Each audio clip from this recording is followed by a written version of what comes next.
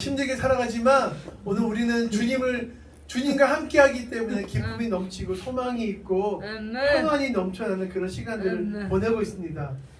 나만 누리는 평안과 기쁨이 아니라 나를 통해서 내 주변이, 내 가족이 그 마음을 그 평안과 기쁨을 맛볼 수 있는 통로가 되었으면 좋겠습니다. 아멘. 아멘. 나를 통해서 그 복이 흘러갔으면 좋겠습니다. 아멘. 제 얼굴이 어때요? 잘생겼어요. 그 얘기 말고요. 행복해 보여요, 불행해 보여요? 행복해 보여요. 너무 행복해 보이죠? 네. 근데 사실 잠깐 짧게 제 이야기하면, 제가 짧게 간증하면, 저도 어릴 때 참 불행하다고 생각하면서 살았어요. 제가 찬양 사역자가 된 게 너무 큰 은혜이고, 그 불행이 어떻게 시작되었냐면, 태어나 보니까 허락도 하지 않는데 아버님 목사님이셨어요. 그렇게 불행이 시작됐습니다. 네, 왜냐면 그러니까 교회를 가도 너 목사 아들이지, 학교를 가도 너 목사 아들이지. 제가 막 그 나이에 맞게 막 장난치고 놀 거 아니에요. 막 뛰어놀다가 어이 목사 아들! 그 소리를 듣는 순간 제 인생에 브레이크가 걸려버리는, 나는 아무것도 할 수 없어, 내가 왜 이렇게 구속당해야 되지. 제 아버님이 목회하실 때 경기도 파주에 금촌 장로교회라고요, 지명 이름을 딴 교회들이 오래된 교회들이거든요. 역사와 전통이 있고 그래서 오래된 교회고, 그 교회들 나름 교회가 컸어요. 그래서 제가 낮에 놀고 있으면 밤에 되면 집에 돌아오면 부모님이 제가 무슨 일을 했는지 다 아시는 거예요. 왜 알까요? 곳곳에 교인들이 숨어 계신 거죠. 저를 감시하시고. 나는 아무것도 할 수 없어. 내가 그 구속함 때문에 너무 나는 불행하다고 생각하며 살았어요. 그리고 저희가 아들만 삼형제인데 교회도 별명이 돼지 삼형제였어요. 그 중에 제가 가장 잘생긴 막내 돼지입니다. 부모님이 아들들하고 친밀했을까요? 친밀하지 않았을까요? 늘 목회를 바쁘셔서 자녀들과 이렇게 친밀하게 시간을 못 보내셨어요. 시골 교회니까 교회도 챙겨야 되죠. 교인들의 어떤 뭐 농사일이나 삶의 모든 모습도 다 챙겨야 되죠. 그러다 보니까 정작 본인들의 아들들은 하나님이 챙기실 거야라는 마음으로 부모님이 사실 아들들을 그렇게 크게 친밀하게 시간을 많이 보내지 않으셨어요. 밖에서 구속함을 당하고 사는데, 목사 아들로 자유함이 없이 살아가는데 집에 와도 숨이 막히는 것 같았고 사랑받지 못한 것 같았고, 그러다 보니까 나는 이 세상에 없어도 되는 존재인가? 그런 마음이 나는 불행해. 어릴 때 나도 모르게 그렇게 생각하면서요, 제가 병이 있었어요. 제가 지금도 조금 있는데요, 제가 30살 넘고 찬양사역 시작하면서 조금씩 많이 좋아졌는데요, 제가 말을 이렇게 했어요. 안녕하세요. 네, 제가 말을 잘 못했어요. 상상이 안 가시죠? 제가 지금 말을 잘하고 있는데 얼마나 마음이 아기가 태어날 때 의해요 이렇게 말 더듬지 않거든요. 태어날 때 말을 더듬지 않는다고, 살면서 마음과 생각이 병이 드니까 말을 더듬는 병을 얻게 되었어요. 제가 커서도. 그래서 제가 말을 안 하고 살았어요. 말을 하면 멀쩡한 애가 말을 더듬으니까 바보라고 놀리니까. 제가 그렇게 살았다고요. 근데 그렇게 힘든 상황 가운데 저에게 탈출구가 있었어요. 저를 행복하게 만드는 시간이 있어요. 그게 언제일까요?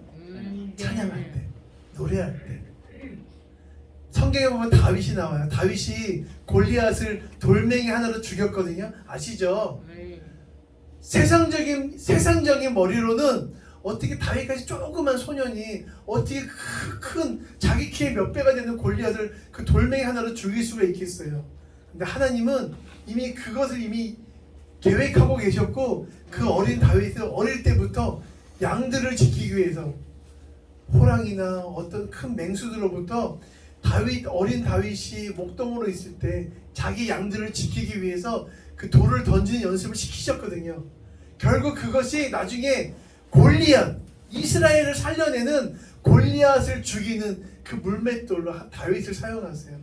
마치 저도 찬양 사역자가 되기 전에 제가 너무 힘들어서 정말 혼자 조용히 그렇게 찬양하고 노래할 때 행복감을 느꼈던 그 모습이 쌓이다 보니까 어느 순간 제가 이렇게 멋지게 찬양 사역자 하나님께서 저를 부르시더라고요.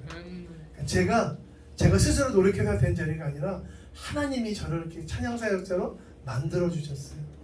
하나님이 붙들고 계세요. 아멘. 저는 그 사실이 너무 감사해요. 어릴 때는 내가 목사 아들이라서 불평하다고 생각하지 못해 불행하다고 느껴서 언어의 장애까지 얻었지만 제가 찬양사역자가 되고 커보니까 하나님의 은혜 안에 있는 게 이렇게 행복하시고 감사한 일이구나를 정말 깊이 느끼며 하루하루 살아가고 있어요. 제 표정이 이렇게 느껴지시죠? 네. 제가 그리고 정말 그렇게 어려운 시간 가운데 제가 이제 청소년기를 보내고 청년이 되어서 대학을 가게 되었고, 대학 가서 제가 학교 다닐 때는 교회, 학교, 집밖에 몰랐어요. 교회가 크다 보니까 학교를 가도 제가 목사들과 다 아니까 동네에서 다른 걸 할 수가 없어서 교회, 학교, 집밖에 모르는 제가 삶이었는데, 이제 제가 머리가 커지면서 나도 나름대로 좀 자유롭게 살아봐야 되지 않을까라는 생각이 들면서 합법적으로 자유로워질 수 있는 방법은 대학을 멀리 가는 거예요. 아들이 성적 맞춰서 대학 가겠다는데 대학을 멀리 갔어요.